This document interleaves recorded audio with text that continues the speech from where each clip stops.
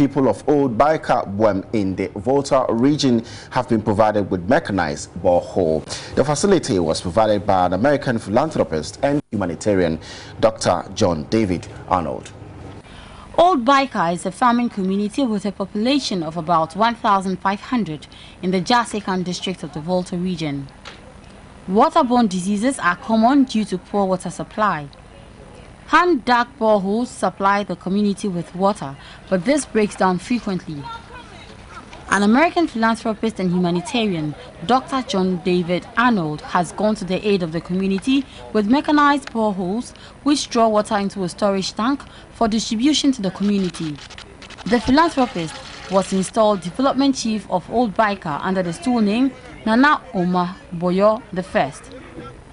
I would like you to think about something very carefully. On my way here today, I saw at least 4 big trees, old growth, that have been cut down for various reasons.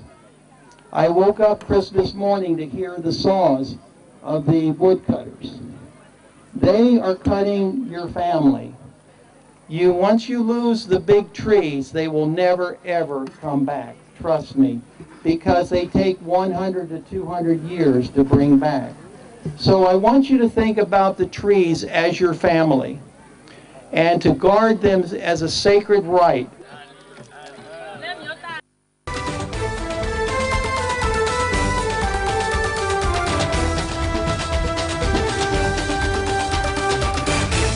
We continue some more other stories, and an American philanthropist has provided a good learning environment for pupils of a basic school at Old Baika in the Jasikan district of the Volta region. The philanthropist, Dr. John David Arnold, used less than a year to provide a replacement of a dilapidated classroom block with electricity and also instituted school feeding program to revive education. The farming community of Old Baika in the Jasikan districts of the Volta region has only one basic school that provides educational needs for the over 1,500 inhabitants. The school, built in the late 60s, had not attracted any form of refurbishment over the years, leaving the structure in a state of disrepair. Yet, educational activities were still being conducted in the death trap building for lack of an alternative. Teaching and learning activities were reportedly disrupted anytime it rained, resulting in most of the people losing interest in education. But this was to change following a visit to the community by an American philanthropist and humanitarian, Dr. John David Arnold, in 2010. The philanthropist, who was touched by the plight of the people, mobilized to renovate the almost collapsed structure into a good school block with electricity. He had also refurbished 2 other structures into a nutrition and hygiene center, in addition to a school feeding program that together revived interest in enrollment and overall education. There's a lot of things that we can do for our young people, but we must invest in them.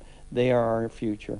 And I think if you look at the bottom line, whether it's our culture, your culture, or any culture in the world, we all want the better for our children than we had for ourselves. And that's why we do the projects, that's why we go, and that's why we come. And I think this is how we build a great world, by sharing our ideas.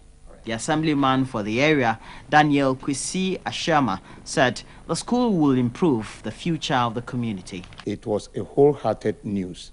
And actually, we've garnered the youth of the community together, and then we make sure that these projects comes to fruition within these few months. I may call 10 to 11 months. And the whole community, the youth, chiefs, and elders are very, very grateful.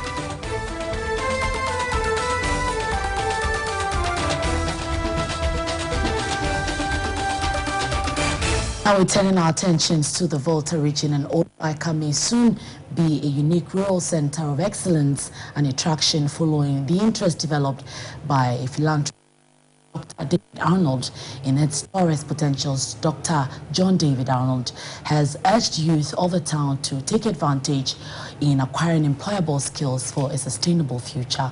The once vibrant community of Old Baika, noted for its high-yielding cocoa and other cash crop production, is now almost a pale shadow of itself, as most of the active working class have migrated to other cities.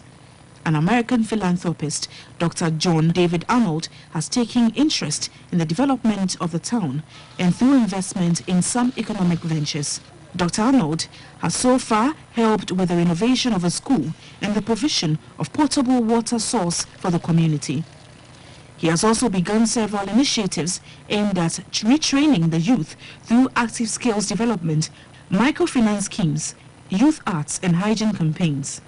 I think the people are the greatest resource any country has, and the way we help them the most, especially the youth, is providing jobs here. And this is why we established a microcredit program here, so that the young people would have access to credit. They could have a small organic farm, they could have a small business, and they could stay. Dr. John Arnold has also built a guest house and a diabetes center to promote humanitarian tourism.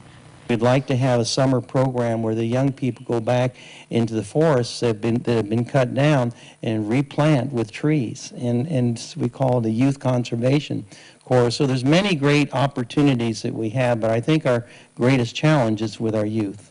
The assemblyman for Old Baika is Daniel Kwesi Ashiama.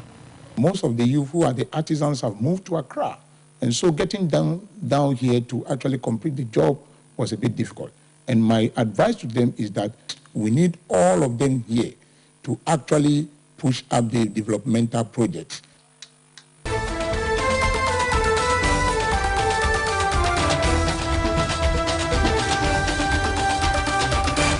Well, so cocoa on the international market continues to drop, but Ghana would definitely want to register itself on the international market. Now, let's see how the Buem traditional enclave wants to regain its position as the #1 cocoa production zone in the Volta region. Efforts made by the Coalition for Peace and Development in Buem towards ending community and chieftaincy struggles have rejuvenated interest in cocoa farming amongst the youth. The Buem traditional area in the Jasikan district of the Volta region has lost its once vibrant economy for nearly 2 decades because of a protracted chieftaincy dispute.